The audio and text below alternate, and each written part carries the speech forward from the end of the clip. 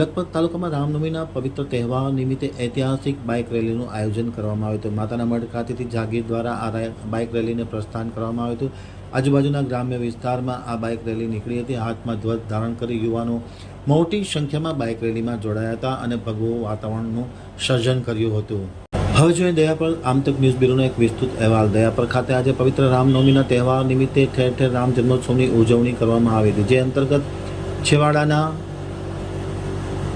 લખપત તાલુકામાં પણ આ પર્વની વિશેષ ઉજવણી કરવામાં આવી હતી. લખપત તાલુકા હિન્દુ યુવા સંગઠન દ્વારા પ્રસિદ્ધ યાત્રાધામ માતાના મઢ ખાતેથી લખપત સુધીની બાઇક રેલી સાથે શોભાયાત્રા નીકળી હતી, જેનું પ્રસ્થાન મઠ જાગીર અધ્યક્ષ યોગેન્દ્રસિંહજી રાજાબાવાએ કર્યું હતું. ભગવાન રામચંદ્રજીનું પૂજન કરવામાં આવ્યું હતું. આરતી ઉતાર્યા બાદ તેમનું પૂજન કરવામાં આવ્યું હતું. માતાના મઢથી નીકળેલી આ બાઇક યાત્રામાં હાથમાં ધ્વજ સાથે મોટી સંખ્યામાં યુવાનો જોડાયા હતા.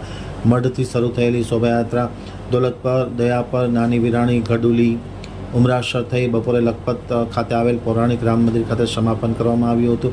માતાના મઢથી નીકળેલી બાઇક રેલીનું શોભાયાત્રા સાથે અભૂતપૂર્વ અને ઐતિહાસિક સ્વાગત કરવામાં આવ્યું હતું.